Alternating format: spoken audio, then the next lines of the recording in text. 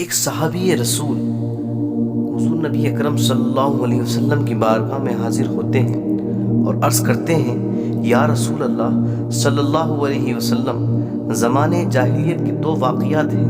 ایک واقعہ کے متعلق سوچتا ہوں تو میری ہنسی نہیں رکتی، اور دوسرے واقعے کے متعلق سوچتا ہوں تو میرے آنسو نہیں تھمتے۔ حضور علیہ السلام نے ارشاد فرمایا، وہ کون سے تیرے دو واقعات ہیں؟ وہ عرض کرتے ہیں، یا رسول اللہ صلی اللہ علیہ وسلم، زمانے جاہلیت میں ایک سفر پہ جا رہا تھا۔ ایک بت تھا جس کی میں پوجا کرتا تھا، جس کو میں نے اپنا معبود بنا لیا تھا، جس کو میں اپنا معبود سمجھا کرتا تھا۔ تو میں اس کو لے جانے کی کوشش کر رہا تھا، لیکن وہ پتھر کا تھا، اس کا وزن زیادہ تھا۔ تو مجھے یہ ڈر تھا کہ کہیں میں اپنے ہی معبود کے وزن سے دب کر کے نہ مر جاؤں۔ تو میں نے اس کو چھوڑنے کا فیصلہ کیا، اور میں نے فیصلہ کیا کہ میں کسی دوسری چیز کا بت بنا لیتا ہوں۔ میں نے آٹے کا بت تیار کیا۔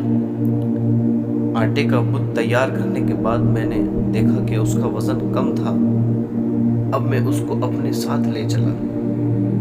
جب سفر شروع ہو گیا، اب راستے میں نے اس بت کی پوجا بھی کی اور اس کی عبادت بھی کی، معاذ اللہ۔ لیکن ایک وقت ایسا بھی آیا کہ جو سفر میں میرے پاس کھانے کا سامان تھا وہ اب ختم ہو گیا ہے۔ اب بھوک کی شدت مجھے پریشان کر رہی ہے۔ اب کچھ وقت کے لیے تو میں نے بہت برداشت کیا، لیکن جب برداشت نہیں ہوا تو میں نے دیکھا جو میرے پاس بت ہے۔ اب میں نے فیصلہ کیا کہ کیوں نہ اسی پر پانی ڈال کر اس کی ہی روٹی بنا لی جائے۔ تو میں نے اس پر پانی ڈالا اور اس کو گوندنا شروع کر دیا اور اس کی روٹی تیار کی، اور کہا کہ اے میرے خدا، اگر آج کام نہیں آئے گا تو پھر کب کام آئے گا؟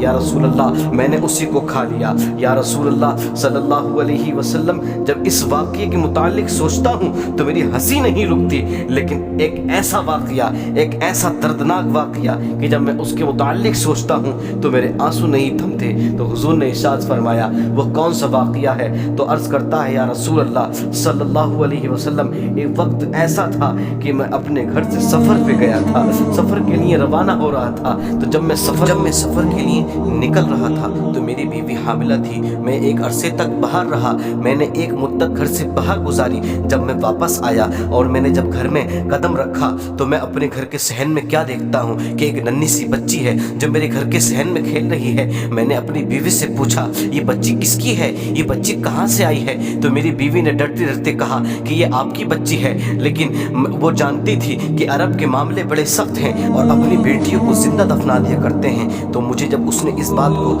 بتایا تو مجھے غصہ تو بہت آیا، لیکن جب میں نے صحن کی طرف دیکھا تو وہی بچی، وہی پیاری سی ننھی سی بچی مسکراتی ہوئی دوڑتی ہوئی میری طرف آتی ہے اور بڑے پیار سے کہتی ہے، اے میرے والد، اور میرے پاس آنے کے بعد مجھے سینے سے لگا لیتی ہے۔ اللہ اکبر! جب بچی کا میں نے اتنا محبت بھرا انداز دیکھا تو مجھے بھی اس پر بہت پیار آیا۔ اس وقت تو میرے دل میں اس کے لیے بہت محبت پیدا ہو گئی، اور رفتہ رفتہ میں اپنی بیٹی سے زیادہ محبت کرنے لگا۔ اور جو میں نے فیصلہ کیا تھا کہ جو یہ میری بیٹی ہے میں اس کو زندہ دفنا کر کے آؤں گا، تو میرا وہ فیصلہ، میں نے اس فیصلے کو ترک کر دیا اور میں نے وہ فیصلہ ختم کر دیا۔ اب میں اپنی بیٹی کو زندہ نہیں دفناؤں گا۔ اب میرے دل میں محبت بڑھتی چلی جا رہی ہے۔ ایک وقت آیا کہ میں اپنی بیٹی سے بہت زیادہ محبت کرنے لگا، رفتہ رفتہ اس کی طرف رغبت بڑھتی چلی گئی اور میرے دل میں میری بیٹی کی محبت بڑھ گئی۔ ایک وقت ایسا بھی آیا کہ میری بیٹی بالغ ہونے کے بہت قریب پہنچ چکی تھی، لیکن کہا اس وقت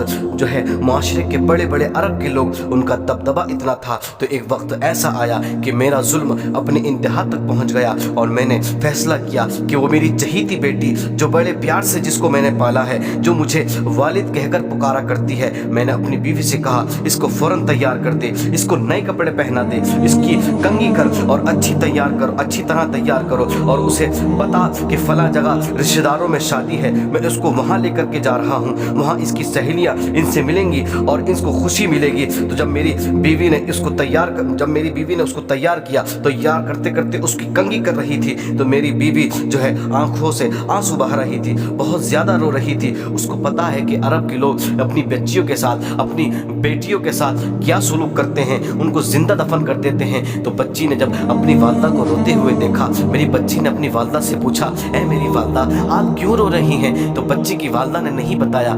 وہ جانتی تھی اگر میں نے بچی کو بتا دیا تو اس کا جو باپ ہے وہ مجھے بھی قتل کر دے گا، کیونکہ معاشرہ ہی ایسا ہے، وقت ہی ایسا چل رہا ہے، زمانہ ہی ایسا چل رہا ہے۔ اب اس کو تیار کر دیا گیا۔ اب تیار کرنے کے بعد بچی کو والدہ دروازے پر لے آتی ہے، اور دروازے پر لے آنے کے بعد ایک جملہ کہتی ہے اور روتے ہوئے کہتی ہے، یا رجل لا تضيع الامانہ، اے انسان رب کی امانت کو جو ہے ضائع نہ کرنا، اے مرد رب کی نعمت کو جو ہے برباد نہ کرنا۔ اور اس جملے کو جب میری بیوی کہہ رہی تھی تو اس جملے کو میری بچی بھی سن رہی ہے۔ اللہ اکبر، میری بچی بھی اس جملے کو سن رہی ہے۔ میں نے بچی کا ہاتھ پکڑا اور اس کو ساتھ میں لے گیا اور ایک جنگل کی طرف، ایک صحرا کی طرف میں لے چلا۔ جب صحرا کی طرف لے گیا، بچی پوچھ رہی ہے، اب یہ 3 احادیث اور 3 مختلف روایت کا نچوڑ آپ کی بارگاہ میں پیش کر رہا ہوں۔ اب بچی بار بار پوچھ رہی ہے میرے والد آپ جس قبیلے میں لے جانے کی بات کر رہے تھے، یہ راستہ تو اس قبیلے میں نہیں جاتا ہے، آپ مجھے کہاں لے جا رہے ہیں؟ اس نے کہا کہ میں نے بچی کو اٹھا لیا۔ بچی تھک گئی۔ تھوڑی دیر کے بعد بچی کہتی ہے، اے میرے والد آپ تھکاوٹ تو محسوس نہیں کر رہے ہیں؟ تو میں نے کہا میں نہیں تھکاوٹ محسوس کر رہا ہوں، مجھے تھکاوٹ محسوس نہیں ہو رہی ہے۔ تو بچی نے کہا آپ تھک گئے ہیں، اب میں آپ کے ساتھ چلوں گی۔ اس کی انگلی پکڑ کر جب میں صحرا کی طرف لے گئے، جب ہم صحرا کی طرف چلے گئے تو میں نے وہاں ایک گڑھا کھودا۔ جب گڑھا کھودتے ہوئے اس بچی نے دیکھا تو بچی کہتی ہے، بابا جان یہ گڑھا کیوں کھود رہے ہیں؟ ایک روایت میں آتا ہے کہ جب بچی نے دیکھا کہ والد صاحب کو پسینہ آ رہا ہے تو بچی خود اپنے کپڑوں سے اپنے والد کا پسینہ پوंچھ رہی ہے۔ اللہ اکبر، یہ کیسا پیار ہے! بچی اپنے کپڑوں سے اپنے والد کا پسینہ صاف کر رہی ہے، میرے والد کو کہیں تکلیف نہ ہو۔ جب والد کو تکلیف میں دیکھا تو بچی والد کے ساتھ گڑھا کھودنے میں اپنے والد کی مدد کر رہی ہے، لیکن میرا دل پتھرا چکا تھا، میرا دل پتھر بن چکا تھا۔ معاشرہ اور زمانے کے دبدبہ اور معاشرہ اور زمانے کا دبدبہ اور رعب اور فکر اس قدر لاحق تھی کہ میں اپنی بچی کو اٹھا کر اس گڑھے میں پھینک دیا، اور جب گڑھے میں پھینک دیا، بچی کو پھینک دینے کے بعد اوپر سے ریت ڈالنا شروع کر دی۔ ایک روایت میں آتا ہے کہ بچی نے والد کا ہاتھ پکڑ دیا اور کہا، میرے والد آج تم مجھ پر وہی ظلم کرے گا جو عرب کے لوگ اپنی بچیوں پر کرتے ہیں، کیا وہی ظلم کرے گا؟ تو بچی نے کہا، میری ایک التجا ہے، میری ایک تمنا ہے، میری ایک خواہش ہے، اے میرے والد میری ایک آرزو ہے، آج تو مجھے مار رہا ہے لیکن میری والدہ کو نہ بتانا کہ تو نے مجھے قتل کیا تھا، کہنا اس قبیلے میں اپنی بیٹی کو چھوڑ آیا ہوں جس قبیلے میں ہم شادی میں گئے تھے۔ ایک وقت ایسا بھی آیا کہ میری داڑھی پر ریت کا غبار تھا، بچی نے اپنے ہاتھوں سے اپنے والد کی داڑھی کو صاف کرنا شروع کر دیا۔ اللہ اکبر، اس کو اپنے والد کی داڑھی پر لگا وہ غبار اچھا نہیں لگ رہا تھا۔ کہا کہ میرا ظلم اپنی انتہا تک پہنچ چکا تھا۔ کہ کہا آخری جملہ جو اس بچی نے کہا کہ اے میرے والد کہ اگر آپ کو یاد ہے کہ جب میں گھر سے باہر نکلی تھی تو ماں نے کیا کہا تھا، یا رجل لا تضيع الامانہ، اللہ کی امانت کو ضائع نہ کرنا۔ اس ننھی آواز کو ختم کرنے کے بعد میں نے اس کو دفن کر دیا، اور اس کی ننھی اور پیاری سی آواز ختم ہوتی چلی گئی اور میں نے اس کو دفنا دیا۔ یا رسول اللہ، جب زمانے جاہلیت کے یہ واقعے میں یاد کرتا ہوں تو میرے آنسو نہیں تھمتے۔ یا رسول اللہ، میرے آنسو نہیں تھمتے۔ حضور علیہ الصلوۃ والسلام کو دیکھا تو حضور علیہ الصلوۃ والسلام کے ساتھ حضرت فاطمہ الزہرا رضی اللہ تعالی عنہا موجود ہیں۔ میرے آقا نے فوراً فاطمہ الزہرا کو سینے سے لگا لیا، اور سینے سے لگانے کے بعد میرے آقا علیہ الصلوۃ والسلام پیار کرنے لگے اور کہا، یہ میری لخت جگر ہے۔ میرے آقا کی آنکھوں سے اشکوں کی برسات جاری ہو گئی، ہم تو اپنی بیٹیوں سے پیار کرتے ہیں۔ میرے آقا علیہ الصلوۃ والسلام نے ارشاد فرمایا، اے ظالم انسان، اگر زمانے جاہلیت کے گناہوں کی وجہ سے اور اس ظلم کی وجہ سے اللہ آج کسی سے بدلہ لینے کی اجازت دیتا تو سب سے پہلے میں تجھ ظالم سے بدل لیتا۔ اللہ اکبر، اللہ اکبر۔ آج ہم بتائیں اپنی بیٹیوں کو، بتائیں کہ حضور کے صدقے میں ان بیٹیوں کو جو ہے جینے کا حق ملا ہے۔ حضور کے صدقے